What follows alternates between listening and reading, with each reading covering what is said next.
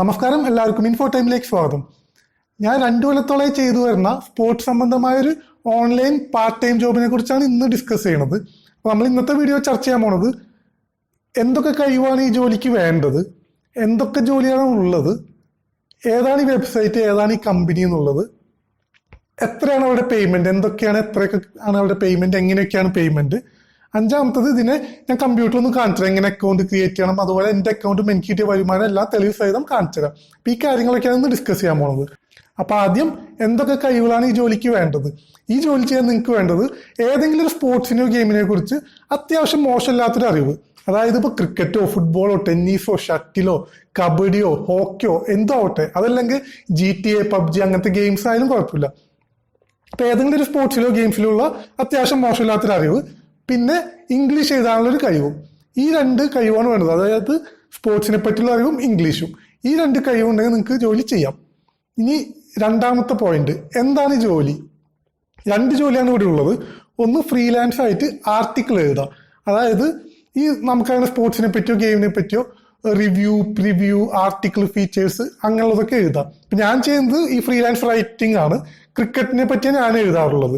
രണ്ടാമത്തെ ജോലി എന്താ വെച്ചാൽ എഡിറ്റിംഗ് ആണ്. അതായത് ഈ ഫ്രീലാൻസ് റൈറ്റേഴ്സ് സബ്മിറ്റ് ചെയ്യുന്ന ആർട്ടിക്കിളൊക്കെ എഡിറ്റ് ചെയ്യുക, തെറ്റും ശരിയൊക്കെ വെരിഫൈ ചെയ്യുക, കറക്റ്റ് ചെയ്യാനുള്ള കറക്റ്റ് ചെയ്യുക, കുറേ കറക്ഷൻസ് ഉണ്ടെങ്കിൽ തിരിച്ച് ആ റൈറ്റർക്ക് തന്നെ അത് കൊടുക്കുക, അങ്ങനെയുള്ള കാര്യങ്ങളൊക്കെ ചെയ്യണത്. അതല്ലെങ്കിൽ എല്ലാം ഓക്കെ ആണെങ്കിൽ പബ്ലിഷ് ചെയ്യുക. ഇതൊക്കെയാണ് എഡിറ്ററുടെ ജോലി. അപ്പം ഇത് രണ്ടുമാണ് ഈ പറഞ്ഞ ജോലി ഉള്ളത്. ഇനി മൂന്നാമത്തെ പോയിന്റ്, ഏതാണ് ഈ കമ്പനി എന്നുള്ളത്. www.sportskeeda.com ഇതാണ് ഈ കമ്പനിയുടെ വെബ്സൈറ്റ്. ഇപ്പം ഇവർ ചെയ്യുന്നത് എന്താ വെച്ചാൽ സ്പോർട്സിനെ പറ്റിയുള്ള ആർട്ടിക്കിൾസ് എഴുതാം. അതായത് നമ്മുടെ ക്രിക്ക് ബസ്സും ക്രിക്ക് ഇൻഫോയൊക്കെ പോലെ അത്രയും വലിയ കമ്പനി ഒന്നുമല്ല, എന്നാലും സെയിം ബിസിനസ്സിനാണ് ഇവർ ചെയ്യണത്. പക്ഷേ ക്രിക്ക് ബസ്സും ക്രിക്ക് ഇൻഫോയൊക്കെ ക്രിക്കറ്റിനെ പറ്റി മാത്രമുള്ളതാണ്. സ്പോർട്സ് കീടെ വരുമ്പോൾ നമ്മൾ ഈ പറഞ്ഞ പോലെ കുറേ സ്പോർട്സും ഗെയിംസിനെ പറ്റിയുള്ള ആർട്ടിക്കിൾസ് ഉണ്ട്. ആർട്ടിക്കിൾസ് എന്ന് പറയുമ്പോൾ റിവ്യൂസ്, പ്രിവ്യൂസ്, ഫീച്ചേഴ്സ്, അതല്ലെങ്കിൽ ഈ ഫ്ലൈറ്റ് ഷോസ് ഒക്കെ ഉണ്ടല്ലോ, ടോപ്പ് 10 ബെസ്റ്റ് പെർഫോമേഴ്സ് എന്നൊക്കെ പറഞ്ഞ പോലെ അങ്ങനെയുള്ള ആർട്ടിക്കിൾസ് ഒക്കെ എഴുതുന്ന ഒരു വെബ്സൈറ്റ് ആണിത്. അപ്പൊ ഇതില് ജോലി എന്ന് വെച്ചാൽ നമ്മളെപ്പോലെ ഫ്രീലാൻസേഴ്സ് കുറെ ആർട്ടിക്കിൾസ് എഴുതി സബ്മിറ്റ് ചെയ്യുന്നു. അപ്പുറത്ത് ഈ ഫ്രീലാൻസ് ആയിട്ട് എഡിറ്റിംഗ് ചെയ്യണവർ ഈ ആർട്ടിക്കിൾസ് ഒക്കെ എഡിറ്റ് ചെയ്യുന്നു. നല്ല ആർട്ടിക്കിൾ ആണെങ്കിൽ അവർ പബ്ലിഷ് ചെയ്യുന്നു. മോശമാണെങ്കിൽ എന്തെങ്കിലും ചേഞ്ചസ് ഒക്കെ, ചെറിയ ചേഞ്ചസ് ഒക്കെ ആണെങ്കിൽ അവർ തന്നെ ചേഞ്ച് ചെയ്തിട്ട് പബ്ലിഷ് ചെയ്യും. വലിയ ചേഞ്ചസ് ഒക്കെ തന്നെയാണെങ്കിൽ റൈറ്റേഴ്സിന് തിരിച്ച് സബ്മിറ്റ് ചെയ്യും, ഇന്ന ചേഞ്ചസ് വരുത്താൻ പറഞ്ഞിട്ട്.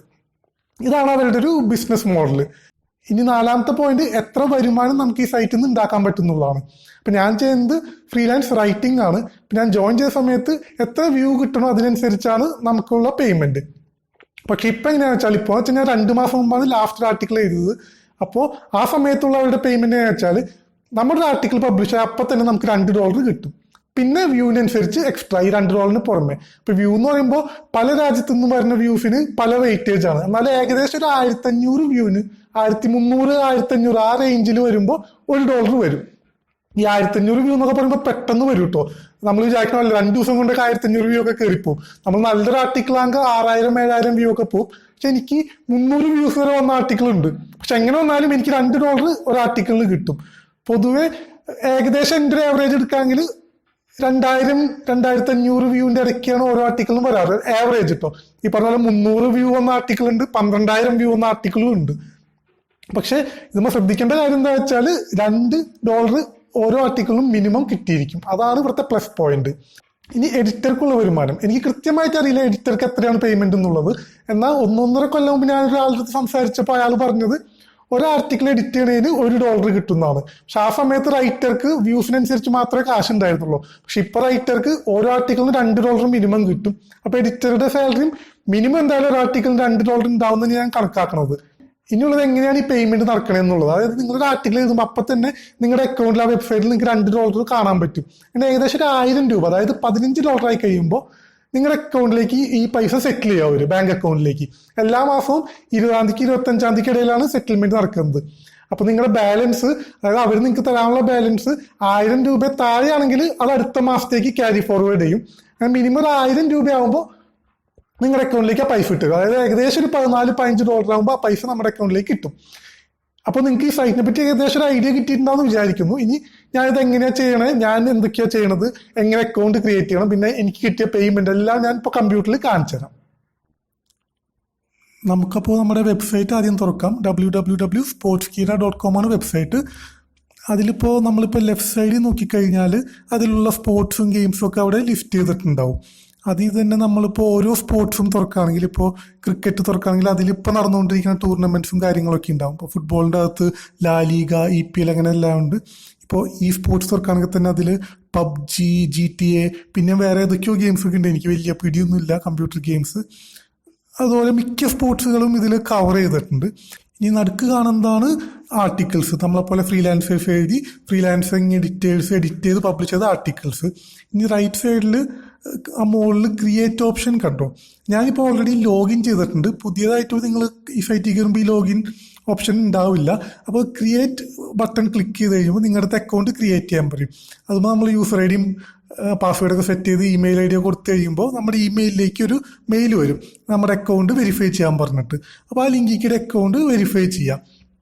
അത് കഴിഞ്ഞിട്ട് നമ്മൾ വീണ്ടും നമ്മുടെ സൈറ്റിൽ പോയിട്ട് ക്രിയേറ്റ് ഓപ്ഷൻ എടുക്കുമ്പോൾ നമുക്ക് റൈറ്റർ ആവാനോ എഡിറ്റർ ആവാനുള്ള ഓപ്ഷൻസിനെ പറ്റി അതും എക്സ്പ്ലെയിൻ ചെയ്തിട്ടുണ്ടാവും, എന്തൊക്കെയാണ് ഗുണങ്ങൾ എന്നുള്ളതൊക്കെ. ഇപ്പോൾ ഈ കാണുന്നത് ഇതുമ്പോൾ നമുക്ക് ഇതുമ്പോൾ ഒരു ഡീറ്റെയിൽസ് പറഞ്ഞിട്ടുണ്ടാവും. അതായത് ഓരോ റീഡിനും നമുക്ക് പൈസ കിട്ടും. അതുപോലെ നമുക്ക് എഴുതുക മാത്രമല്ല, നമുക്ക് തന്നെ വീഡിയോസ് ഷൂട്ട് ചെയ്തിടാം. ന്യൂസും ആർട്ടിക്കിൾസും ഒക്കെ നമ്മുടെ വീഡിയോ രൂപത്തിലും ഇടാം. അതുപോലെ ആർട്ടിക്കിൾസ് എഴുതുമ്പോൾ അതിൽ യൂസ് ചെയ്യാനുള്ള ഇമേജൊക്കെ ഇവരുടെ തന്നെ ഒരു ഗാലറി ഉണ്ട്. അങ്ങനെയുള്ള കാര്യങ്ങളൊക്കെയാണ് ഇതിൽ പറഞ്ഞേക്കുന്നത്. അപ്പോൾ ഇതൊക്കെ ജസ്റ്റ് ഒന്ന് വായിച്ച് നോക്കുക. കാരണം നമ്മളിതൊരു പണി ചെയ്യുമ്പോൾ നമുക്ക് എന്തൊക്കെയാണെന്നുള്ളത് കൃത്യമായിട്ട് അറിഞ്ഞിരിക്കണമല്ലോ. അതുപോലെ ടേംസ് ആൻഡ് കണ്ടീഷൻസ് കുറേ ഉണ്ട്. മെയിനായിട്ട് ഡ്യൂപ്ലിക്കേറ്റ് ആർട്ടിക്കിൾസ് പാടില്ല, വേറെ സൈറ്റിൽ നിന്ന് കോപ്പി ചെയ്ത ആർട്ടിക്കിൾസ് പാടില്ല. അതുപോലെ ഓൾറെഡി വന്ന ആർട്ടിക്കിൾ തന്നെ കോപ്പി ഉണ്ടാക്കി ചെയ്ത് അതൊക്കെ അങ്ങനെയുള്ള കാര്യങ്ങളൊക്കെയാണ് പറയണത്. ഇനി നെക്സ്റ്റ് എടുത്ത് ചെയ്യുമ്പോൾ ഇവിടെ 3 ഓപ്ഷൻ ഉണ്ട്. എഡിറ്റർക്കുള്ള ആപ്ലിക്കേഷൻ, റൈറ്റർക്കുള്ള ആപ്ലിക്കേഷൻ, ന്യൂസ് ടീമിനുള്ള ആപ്ലിക്കേഷൻ. ന്യൂസ് ടീമിനെ പറ്റി എനിക്ക് പിടുത്തില്ല. ഇപ്പോൾ എഡിറ്ററുടെ ആപ്ലിക്കേഷൻ നോക്കാം. അപ്പോൾ അതിൽ എന്തൊക്കെയാണ് വേണ്ടതെന്ന് പറഞ്ഞിട്ടുണ്ട്. ഒരു ഇമെയിൽ അയക്കുകയാണ് വേണ്ടത്. Email ID editor_application@sportskeeda.com. ഇതുമ്പോൾ തന്നെ ലിസ്റ്റ് ചെയ്തിട്ടുണ്ട് എല്ലാ ഡീറ്റെയിൽസും. ഇമെയിലിൽ എന്തൊക്കെ വേണമെന്ന് പറഞ്ഞിട്ടുണ്ട്. സബ്ജക്റ്റ് അത് കോപ്പി പേസ്റ്റ് ചെയ്ത് ഇടുക. ബോഡിയിൽ നമ്മളെ പറ്റി പരിചയപ്പെടുത്തുക. നമ്മുടെ ഒരു CV വേണം. എന്തൊക്കെ സ്പോർട്സ് നമുക്ക് എഴുതാൻ അറിയും. അതുപോലെ നമ്മുടെ ലൊക്കേഷൻ, ഷിഫ്റ്റ് ടൈമിങ്, ഏതൊക്കെ ടൈം ഷിഫ്റ്റ് നമുക്ക് വർക്ക് ചെയ്യാൻ പറ്റുന്നു അതൊക്കെ തൽക്കാലം കൊടുത്താൽ മതി. ഇല്ലാണ്ട് ഇന്ന ഷിഫ്റ്റ് വർക്ക് ചെയ്യണം നിർബന്ധമില്ല. നമ്മുടെ ഇഷ്ടത്തിന് ഇഷ്ടമുള്ള ദിവസം വർക്ക് ചെയ്യാവുന്നുള്ളൂ. അതുപോലെ നമുക്ക് ഇംഗ്ലീഷ് അറിയാമെന്നുണ്ടെങ്കിൽ എന്തെങ്കിലും അതിനെപ്പറ്റി ഒരു പ്രൂഫായിട്ട് എന്തെങ്കിലും എക്സ്പ്ലെയിൻ ചെയ്ത് വെക്കാം. ഇനി നമുക്ക് റൈറ്ററുടെ ആപ്ലിക്കേഷൻ നോക്കാം. ഇതിൽ കുറേ FAQs ഉണ്ട്. അതിൽ മെയിൻ ആയിട്ടുള്ളത് ഒരു ആർട്ടിക്കിൾ പബ്ലിഷ് ആവാൻ 1 മണിക്കൂർ തൊട്ട് 2 ദിവസം വരെ എടുക്കുന്നതാണ്. എൻ്റെ ഒരു എക്സ്പീരിയൻസിൽ 3-4 മണിക്കൂറിനുള്ളിൽ നമ്മുടെ ആർട്ടിക്കിൾ പബ്ലിഷായി കിട്ടും. പിന്നെ നമ്മൾ ആപ്ലിക്കേഷൻ അയക്കുമ്പോൾ അതിൽ ഈ സബ്ജക്റ്റിനെ കോപ്പി പേസ്റ്റ് ചെയ്ത് ഇടുക. ബോഡിയിൽ നമ്മളെ പറ്റി പരിചയപ്പെടുത്തുക, നമുക്ക് എന്തൊക്കെ എക്സ്പീരിയൻസ് ഉണ്ടെന്നൊക്കെ പറയാം, ഏതൊക്കെ സ്പോർട്സ് അറിയാം, എവിടെയാണ് നമ്മുടെ ലൊക്കേഷൻ, അതൊക്കെ നമ്മൾ പറയാം. പിന്നെ സാമ്പിൾ ആർട്ടിക്കിൾ ചോദിക്കുന്നുണ്ട്. അപ്പോൾ സാമ്പിൾ പണ്ട് നിർബന്ധമില്ലായിരുന്നു. ഇപ്പോൾ നിങ്ങൾ തന്നെ ഇപ്പോൾ ഒരു സാമ്പിൾ ആർട്ടിക്കിൾ ജസ്റ്റ് ചെയ്തിട്ട് അറ്റാച്ച് ചെയ്താൽ മതി. അല്ലാതെ എവിടെയും പബ്ലിഷ് ചെയ്ത് വരണമെന്ന് നിർബന്ധമൊന്നുമില്ല. പണ്ട് ഇതുപോലും കൊടുക്കണ്ടായിരുന്നു. പിന്നെ മെയിൻ ശ്രദ്ധിക്കേണ്ടത് ഈ മോളിൽ പറഞ്ഞിരിക്കുന്ന കാര്യങ്ങളെല്ലാം ഫില്ല് ചെയ്തിട്ടുണ്ടാവണം എന്നാണ് ഇവർ പറയണത്. അതുപോലെ ഒരു ഇമെയിൽ ഒരു പ്രാവശ്യം മാത്രം അയച്ചാൽ മതി. നമ്മൾ റിപ്ലൈ കിട്ടിയില്ലെങ്കിൽ അതിൻ്റെ അർത്ഥം റിജക്റ്റ് ആയി എന്നാണ്. പിന്നെയും അയക്കേണ്ടെന്ന് എടുത്ത് പറയുന്നുണ്ട്. പിന്നെ സ്പോർട്സ് കീടയിൽ ആർക്കും നേരിട്ട് അയക്കേണ്ട, ഇവർ ലിസ്റ്റ് ചെയ്തിട്ടുള്ള ഇമെയിൽ ഐഡിയിലോട്ട് മാത്രം അയച്ചാൽ മതി എന്നാണ് പറയുന്നത്. ഇപ്പോൾ റൈറ്റർക്കുള്ളത് writer_account എന്ന് പറഞ്ഞ ഇമെയിൽ ഐഡിയിലോട്ടാണ്. എഡിറ്റർ നമ്മൾ നേരത്തെ കണ്ടിരുന്നു ഇമെയിൽ ഐ ഡി. അതാത് പേജുകളിലുണ്ട് ഏത് ഇമെയിൽ ഐഡിയിലോട്ടാണ് അയക്കേണ്ടതെന്ന്. നിങ്ങൾ അയക്കുമ്പോൾ അതാത് ഇമെയിൽ ഐഡിയിലോട്ടും പിന്നെ ഈ കാണുന്ന ഇമെയിൽ ഐഡിയിലോട്ടും കൂടി അയക്കുക, CC ഇട്ടിട്ട് അയക്കുക. അപ്പോൾ ഇതാണ് എങ്ങനെയാണ് അക്കൗണ്ട് ക്രിയേറ്റ് ചെയ്യാനുള്ള ആ ഒരു പ്രൊസീജിയർ. ഇനി നമുക്ക് സ്പോർട്സ് കീടയിൽ ഇപ്പോൾ എൻ്റെ അക്കൗണ്ട് നിങ്ങൾക്ക് കാണിച്ചിട്ട്, അതായത് ഞാനിപ്പോൾ എന്തൊക്കെ ചെയ്തിട്ടുണ്ട്. ഇപ്പോൾ റൈറ്റ് സൈഡിലേക്ക് പോയി കഴിഞ്ഞാൽ എൻ്റെ പ്രൊഫൈലിൻ്റെ ഐക്കൺ ഉണ്ട്. അതൊന്ന് ക്ലിക്ക് ചെയ്ത് കഴിഞ്ഞാൽ എൻ്റെ പ്രൊഫൈലിൽ കയറാൻ പറ്റും. പ്രൊഫൈൽ എന്ന് പറയുമ്പോൾ ജസ്റ്റ് എൻ്റെ ഫോട്ടോയും എൻ്റെ ഡീറ്റെയിൽസും ഞാൻ എഴുതിയ ആർട്ടിക്കിൾസും ഒക്കെയാണ്. ഇപ്പോൾ എൻ്റെ ഡീറ്റെയിൽസ് എന്ന് പറയുമ്പോൾ എൻ്റെ ഫേസ്ബുക്ക് പേജും ട്വിറ്റർ ലിങ്കും ഒക്കെ എനിക്ക് വേണമെങ്കിൽ ഇടാം. യാതൊരു നിർബന്ധമില്ല. ഇതിനോട് പ്രത്യേകിച്ച് ഗുണമോ നഷ്ടമൊന്നുമില്ല. പിന്നെ നമ്മുടെ ആർട്ടിക്കിൾസും അവിടെ കാണാം. ഇപ്പോൾ ഇവിടെ നോക്കുകയാണെങ്കിൽ ഞാൻ 122 ആർട്ടിക്കിൾസ് മൊത്തം എഴുതി പബ്ലിഷ് ചെയ്ത് തന്നിട്ടുണ്ട്. 276K വ്യൂസ് എനിക്ക് കിട്ടിയിട്ടുണ്ട്. അതായത് ഒരു ആർട്ടിക്കിളിന് ഏകദേശം 2K വെച്ച് വ്യൂസ് കിട്ടിയിട്ടുണ്ട്. പിന്നെ ഓരോ ആർട്ടിക്കിളിൻ്റെയും വ്യൂ കാണാം. ഇപ്പോൾ നോക്കുകയാണെങ്കിൽ 310, 1.29K, 2K, 600, 900, അങ്ങനെ ഇപ്പോൾ 5K ഉള്ളൊരു ആർട്ടിക്കിൾ ഉണ്ട്. അങ്ങനെ പല പല എമൗണ്ട് ഓഫ് വ്യൂസ് ആണ് കിട്ടുന്നത്. ഇനി നമുക്ക് റൈറ്റേഴ്സ് ഹോമിൽ പോവാം. അതായത് ഒരു ആർട്ടിക്കിൾ എഴുതാനുള്ള ഇൻ്റർഫേസ് ഒക്കെയാണ് അവിടെ മെയിൻ ആയിട്ടുള്ളത്. ഇപ്പോൾ ഇവിടെ ഓൾ എന്ന് പറഞ്ഞ് കാണിക്കുന്നത് എൻ്റെ പബ്ലിഷ് ചെയ്ത് വന്ന എല്ലാ ആർട്ടിക്കിൾസുമാണ്. ഇപ്പോൾ സ്ലൈഡ് ഷോ, ക്രിയേറ്റ് ചെയ്യാം, എനിക്ക് ആർട്ടിക്കിൾ ക്രിയേറ്റ് ചെയ്യാം. ഫ്ലൈറ്റ് എന്ന് പറയുമ്പോൾ ഇപ്പോൾ ടോപ്പ് 10 പ്ലേയേഴ്സ്, ഇപ്പോൾ 10, 9 ഇങ്ങനെ ഓരോ പേജിൽ ഓരോന്നായിട്ട് ഇങ്ങനെ വരുന്നത്. ആർട്ടിക്കിൾ എന്ന് പറയുമ്പോൾ ഒറ്റ പേജിലുള്ള ആർട്ടിക്കിൾ, ഇപ്പോൾ ഫോട്ടോസ് ഉണ്ടാവും, കണ്ടന്റ്സ് ഉണ്ടാവും. പിന്നെ ആർട്ടിക്കിൾ ക്രിയേറ്റ് ചെയ്യാനുള്ള ഓപ്ഷൻ എടുത്തു. ഇവിടെ തന്നെ എനിക്ക് ലെറ്റേഴ്സിന്റെ ഓപ്ഷൻസ് ഉണ്ട്, ബോൾഡ് ആക്കാം, അങ്ങനെയുള്ള കാര്യങ്ങൾ, അറ്റാച്ച്മെന്റ് ആഡ് ചെയ്യാം. ഇമേജസ് ആഡ് ചെയ്യാൻ ഇവരുടെ തന്നെ ഒരു ഗാലറി ഉണ്ട്, ആ ഇമേജസിന് യൂസ് ചെയ്യണം, പുറത്തുനിന്ന് എടുക്കരുത്. അപ്പോൾ ഓൺലൈൻ എൻ്റെ എല്ലാ ആർട്ടിക്കിൾസും കാണിക്കും. പിന്നെ നോട്ട് ടൈറ്റിൽ നിന്ന് കാണിക്കുന്നത് നമ്മളിപ്പോൾ എടുത്ത ആ ഒരു ആർട്ടിക്കിളാണ്. പിന്നെ അതുപോലെ പെൻഡിങ് റിവ്യൂ, നമ്മളിപ്പോൾ സബ്മിറ്റ് ചെയ്ത് കഴിയുമ്പോൾ അത് റിവ്യൂവിന് പെൻഡിങ്. പബ്ലിഷ്ഡ് എന്ന് പറയുമ്പോൾ പബ്ലിഷ്ഡ് ആയിട്ടുള്ള കാര്യങ്ങൾ. റിക്വയർഡ് ചേഞ്ചസ് എന്ന് പറയുമ്പോൾ എഡിറ്റർ എന്തെങ്കിലും ചേഞ്ചസ് നമ്മുടെ ആവശ്യപ്പെട്ടു, അങ്ങനെയുള്ള ഇതൊക്കെ വരും. കാൻഡ് പബ്ലിഷ് എന്ന് പറയുന്നത് ഇപ്പോൾ Yuvraj Singh retires from international cricket. ഇവിടെ പറ്റിയത് എന്താ വെച്ചാൽ ഞാൻ പബ്ലിഷ് ചെയ്യുന്നതിന് മുമ്പ്, ഞാൻ സബ്മിറ്റ് ചെയ്യുന്നതിന് മുമ്പ് വേറൊരാൾ ഈ ആർട്ടിക്കിൾ സബ്മിറ്റ് ചെയ്തിരുന്നു, അപ്പോൾ എൻ്റെ റിജക്റ്റ് ആയി. അപ്പോൾ അതിങ്ങനെ റിജക്റ്റ് ആവുന്ന കാര്യങ്ങളൊക്കെ, അതായത് ഓരോ കാറ്റഗറി നമ്മൾ സബ്മിറ്റ് ആർട്ടിക്കിൾ ഇപ്പോൾ ഏത് സ്റ്റേജിലാണെന്ന് കാണിക്കാനുള്ള ഓപ്ഷൻസാണ് ഈ ലെഫ്റ്റ് സൈഡിലെ ആ ഒരു കറുത്ത മെനുവിൽ കാണിക്കുന്നത്. ഫെയിൽഡ് എന്താണെന്ന് എനിക്ക് അറിയില്ല, എനിക്കിതുവരെ കിട്ടിയിട്ടില്ല. ഇനി നമുക്ക് ഏണിങ്സിൽ പോവാം. ഏണിങ്സിൽ പോയി കഴിഞ്ഞാൽ നമ്മുടെ ഓരോ മാസത്തെ ഏണിങ്സാണ് കാണിക്കുന്നത്. ഇപ്പോൾ ജൂണിൽ എനിക്ക് 34 രൂപയെ കിട്ടിയിട്ടുള്ളൂ, പ്രത്യേകിച്ച് ഏണിങ്സ് ഒന്നുമില്ല. ഞാൻ ലാസ്റ്റ് എഴുതിയത് ഫെബ്രുവരിയിലോ മാർച്ചിലോ ആണ് ലാസ്റ്റ് എഴുതിയത്. ഞാൻ പൊതുവെ IPL സീസണിൽ മാത്രമേ എഴുതാറുള്ളൂ. അങ്ങനെ ഇപ്പോൾ ഏപ്രിലേക്ക് 366 വ്യൂ കിട്ടിയിട്ടുണ്ട്. അങ്ങനെ പേയ്മെന്റ് സെറ്റിംഗ്സ് ഞാൻ പോകുന്നില്ല, അവിടെ എൻ്റെ അഡ്രസ്സും എൻ്റെ ബാങ്ക് അക്കൗണ്ട് ഡീറ്റെയിൽസും അതൊക്കെയാണ് അവിടെ ഫില്ല് ചെയ്ത് കൊടുത്തേക്കുന്നത്. ഇനി പേയ്മെന്റ് ഹിസ്റ്ററി പോകാം, എനിക്ക് കിട്ടിയ പേയ്മെന്റ്സ് ഞാൻ കാണിച്ചു തരാം. ഇപ്പോൾ ഇവിടെ നോക്കുകയാണെങ്കിൽ മൊത്തം $176 എനിക്ക് ഏണിങ്സ് ഉണ്ട്.